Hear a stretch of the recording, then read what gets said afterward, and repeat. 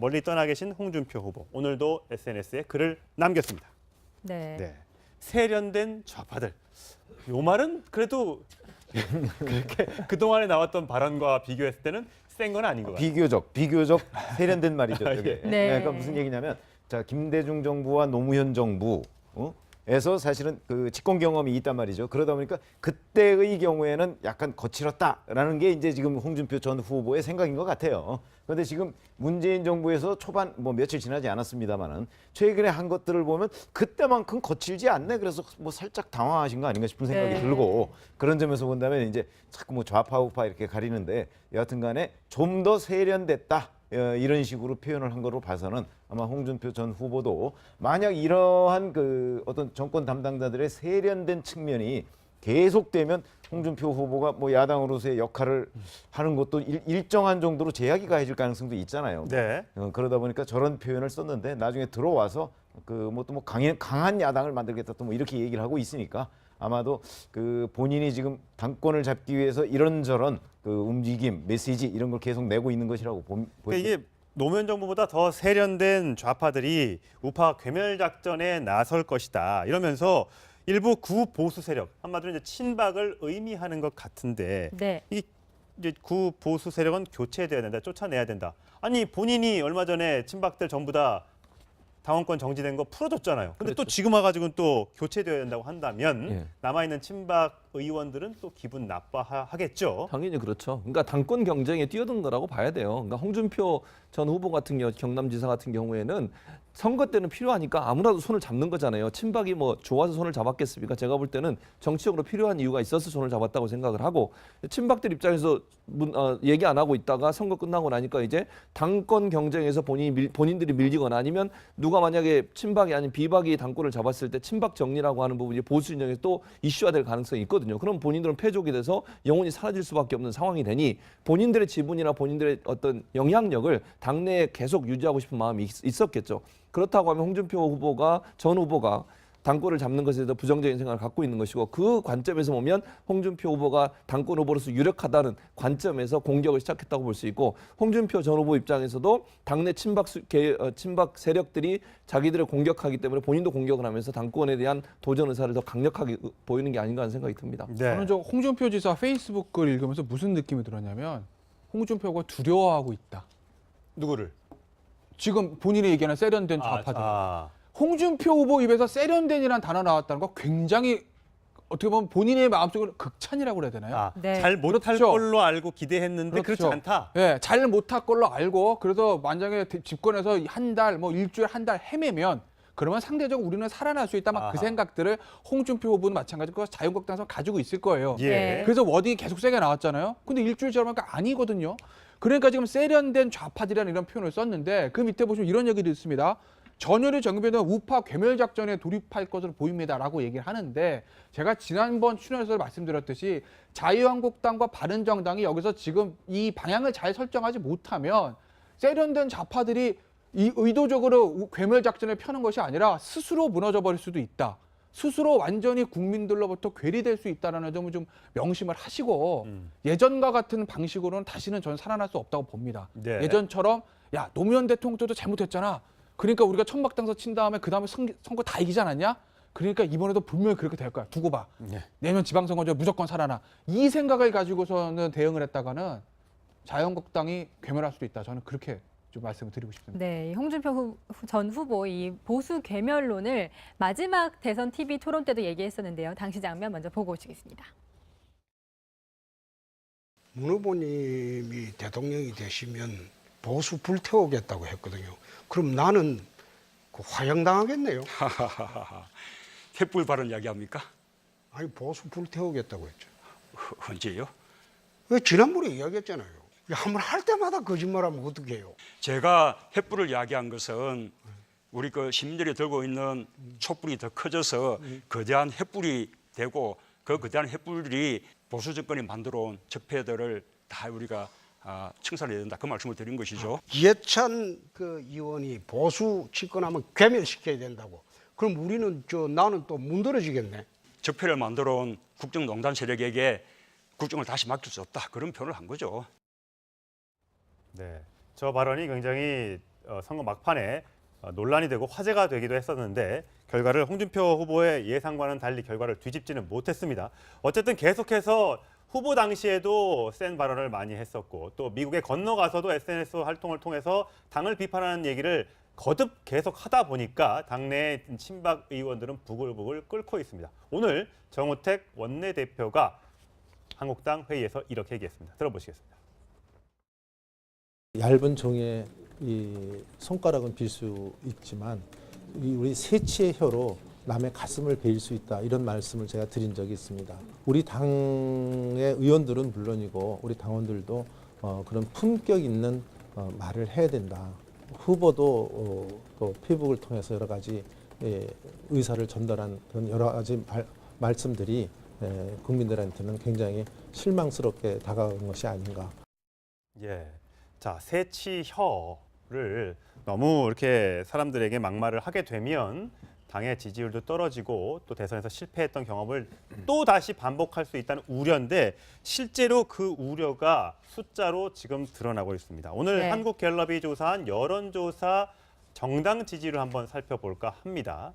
한국당의 지지율 어떤가 볼까요? 네, 더불어민주당의 지지율은 지금 48, 50 가까이 치솟았고요. 자유한국당 8. 15% 그러니까 지난주보다 7%포인트 하락해서 예. 보면은 그 의석수가 훨씬 적은 국민의당과 지금 같은 지지율 각각 자유한국당과 국민의당이 지금 8%를 기록을 하고 있고요. 지금 정의당과 바른정당도 7%씩. 그러니까는 지금 2, 3, 4, 5 정당이 있네요. 지금 네. 거의 뭐 7%, 8% 지지율이 지금 거의 수렴하는 모습, 예. 붙어 있는 모습 볼 수가 있습니다. 예, 더불어민주당 굉장히 문재인 대통령의 인기와 함께 더불어당 지지율도 올라가고 있는 것 같은데 아직까지 정확하게 국정 운행을 잘하고 있는지 못하고 있는지는 갤럽에서 여론조사를 하지 않았습니다만 전망에 대해서는 조사한 게 있습니다. 국민적인 기대감이 상당히 있는 것 같습니다. 문재인 대통령이 국정 운영을 잘할 것 같으냐라는 질문, 전망입니다. 그랬을 때 87%가 잘할 것이다. 현재 한 열흘 정도 지켜봤는데 지금 잘하고 있다. 이렇게 네. 지금 보고 있는 것 같습니다. 초기 행보가 굉장히 좋아요. 예. 그러니까 굉장히 이제 준비를 좀 많이 했다라는 생각이 들 수도 있고. 그러니까 문재인 대통령 입장에서 아마 두 가지 고민했을 거예요. 뭐 예를 들어 친문 패권주의, 그다음 안보 불안, 이 이미지가 항상 그 선거 과정에 따라다니지 않았습니까? 그걸 이제 불식시키기 위한 어떤 행보들, 그러니까 인사에서 있어서 친문 직계라고 부르는 사람들을 청와대에다 들어가지 않고. 그다음에 이제 안보와 관련해서도 굉장히 좀 보수적인 목소리, 한미동맹을 강화하는 목소리가 계속 나오고, 그리고 이전 정부에서는 우리 국민들이 보지 못했던 대통령의 소탈한 모습들, 국민들과 직접 소통하는 모습들, 이런 것들이 계속 나오니까, 그러니까 잘할 수 있을 것 같은데라는 기대가 87%나 나올 수밖에 없죠. 대통령이 41% 얻었습니다. 그럼 2배가 지금 나온다는 거네요. 어쨌든 기대감이. 그러면 지난 선거에서 문재인 대통령을 지지하지 않았던 유권자들, 그 국민들도 일주일 보니까 내 생각은 다른데 잘할 수 있을 것 같은데 라는 이제 기대를 하는 것 아니겠어요? 그러니까 굉장히 초기 행보는 긍정적으로 볼 수 있고, 이제 문제는 앞으로 남은 큰 어떤 문제, 어떤 그 국회 문제라든지 장관 인선이라든지 이런 것 나올 때 실질적으로 대통령이 어떻게 행동하느냐, 저 기대가 정말 지지로 바뀔 수 있느냐, 여기에 이것이 관건이죠. 그리고 지금 보면 사실 왜 ABP라고 그러죠. Anything but 박. 예. 그러니까 박근혜 전 대통령이 이제 탄핵으로 지금 이제 그 서울구치소에 사실은 그 수감돼 있고, 네. 그런 상황에서 지금 현재 문재인 대통령이 하고 있는 것은 사실은 어찌 보면 박근혜 전 대통령이 그 했던 거를 거의 거꾸로 가는 거예요. 예. 거꾸로 가는 건데 그것이 지금 이제 호평을 받고 있는 것이고, 그다음에 인사 문제와 관련해서는 지금 사실은 뭐 별로 그 인사 발표가 별로 없었습니다. 근데 예. 이제 오늘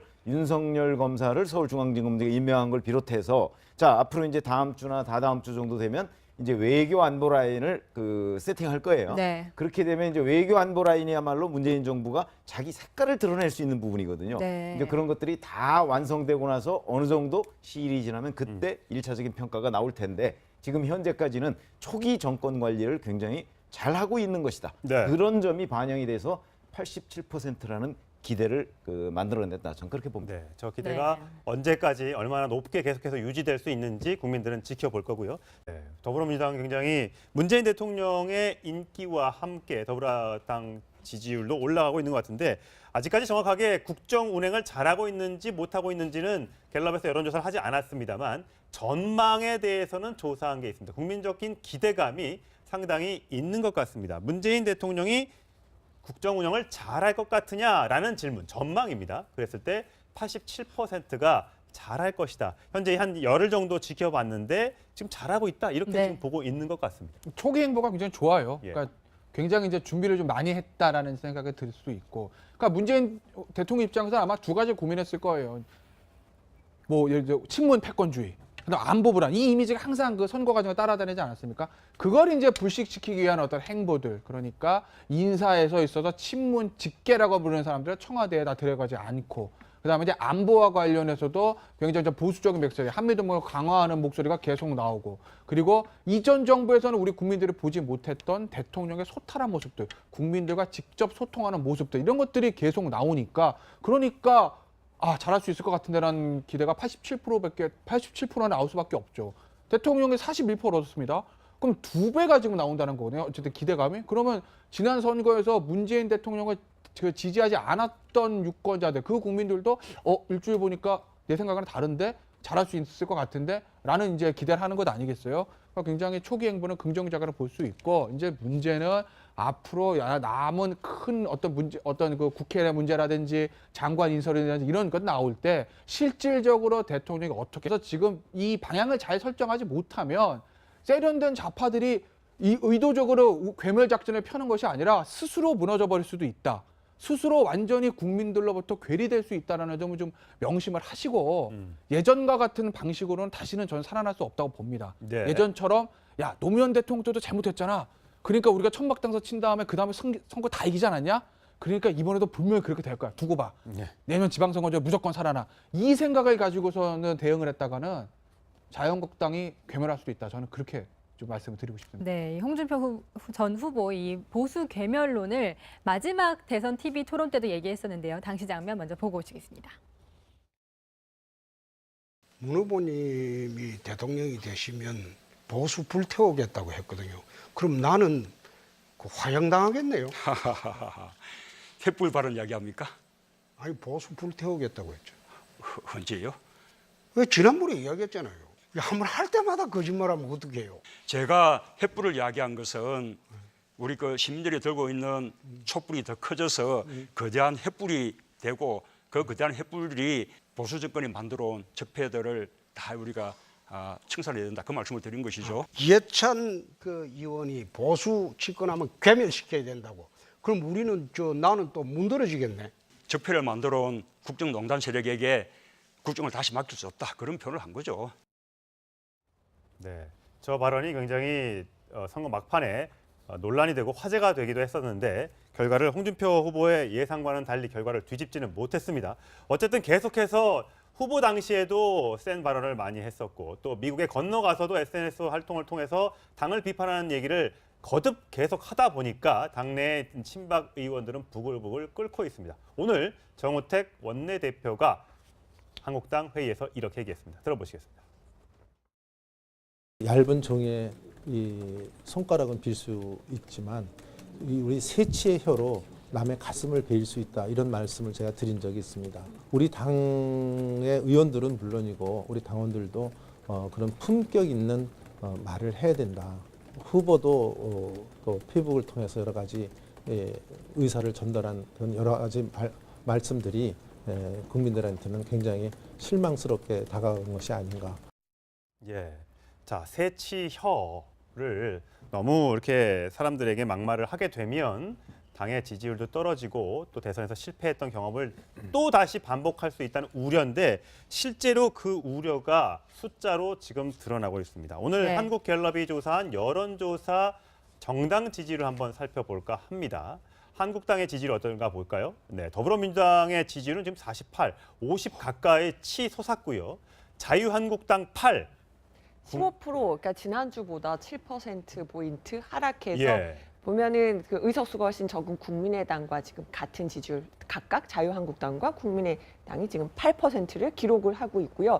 지금 정의당과 바른정당도 7%씩. 그러니까는 지금 2, 3, 4, 5 정당이 있네요. 지금 네. 거의 뭐 7%, 8% 지지율이 지금 거의 수렴하는 모습, 예. 붙어 있는 모습을 볼 수가 있습니다. 해야 돼요. 그러니까 홍준표 전 후보 같은 경우, 경남지사 같은 경우에는 선거 때는 필요하니까 아무라도 손을 잡는 거잖아요. 친박이 뭐 좋아서 손을 잡았겠습니까? 제가 볼 때는 정치적으로 필요한 이유가 있어서 손을 잡았다고 생각을 하고, 친박들 입장에서 얘기 안 하고 있다가 선거 끝나고 나니까 이제 당권 경쟁에서 본인들이 밀리거나 아니면 누가 만약에 친박이 아닌 비박이 당권을 잡았을 때 친박 정리라고 하는 부분이 보수 진영에 또 이슈화될 가능성이 있거든요. 그럼 본인들은 패족이 돼서 영원히 사라질 수밖에 없는 상황이 되니 본인들의 지분이나 본인들의 어떤 영향력을 당내에 계속 유지하고 싶은 마음이 있었겠죠. 그렇다고 하면 홍준표 전 후보가 당권을 잡는 것에 대해서 부정적인 생각을 갖고 있는 것이고, 그 관점에서 보면 홍준표 후보가 당권 후보로서 유력하다는 관점에서 공격을 시작했다고 볼 수 있고, 홍준표 전 후보 입장에서도 당내 친박 세력들이 자기들을 공격하기 때문에 본인도 공격을 하면서 당권에 대한 도전 의사를 더 강력하게 보이는 게 아닌가 하는 생각이 듭니다. 네. 저는 저 홍준표 지사 페이스북 글 읽으면서 무슨 느낌이 들었냐면 홍준표가 두려워하고 있다. 누구를? 지금 본인이 얘기하는 세련된 좌파들. 홍준표 후보 입에서 세련된이라는 단어 나왔다는 거 굉장히 어떻게 보면 본인의 마음속으로 극찬이라고 그래야 되나요? 네. 잘 못할 그렇죠. 걸로 알고 기대했는데 그렇지 않다. 예, 잘 못할 걸로 알고 그래서 만약에 집권해서 한 달, 뭐 일주일 한 달 헤매면 그러면 상대적으로 우리는 살아날 수 있다. 막 그 아하. 생각들을 홍준표 후보는 마찬가지고 자유한국당에서 가지고 있을 거예요. 예. 그래서 워딩이 계속 세게 나왔잖아요. 근데 일주일 지나니까 아니거든요. 그러니까 지금 세련된 좌파들이라는 이런 표현을 썼는데 그 밑에 보시면 이런 얘기도 있습니다.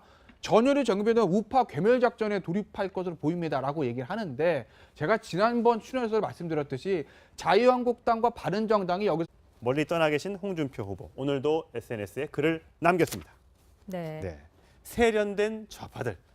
요 말은 그래도 그렇게 그동안에 나왔던 발언과 비교했을 때는 센 건 아닌 것 같아요. 비교적 세련된 말이죠. 아, 저게. 예. 네. 그러니까 무슨 얘기냐면, 자, 김대중 정부와 노무현 정부 에서 사실은 그 집권 경험이 있단 말이죠. 그러다 보니까 그때의 경우에는 약간 거칠었다라는 게 이제 지금 홍준표 전 후보의 생각인 것 같아요. 그런데 지금 문재인 정부에서 초반 뭐 며칠 지나지 않았습니다만은 최근에 한 것들을 보면 그때만큼 거칠지 않네. 그래서 뭐 살짝 당황하신 거 아닌가 싶은 생각이 네. 들고, 그런 점에서 본다면 이제 자꾸 뭐 좌파 우파 이렇게 가리는데 여하튼간에 좀 더 세련됐다. 이런 식으로 표현을 한 거로 봐서는 아마 홍준표 전 후보도 만약 이러한 그 어떤 정권 담당자들의 세련된 측면이 계속되면 홍준표 후보가 뭐 야당으로서의 역할을 하는 것도 일정한 정도로 제약이 가해질 가능성도 있잖아요. 네. 그러다 보니까 저런 표현을 썼는데 나중에 들어와서 그 뭐 또 뭐 강한 야당을 만들겠다 또 뭐 이렇게 얘기를 하고 있으니까 아마도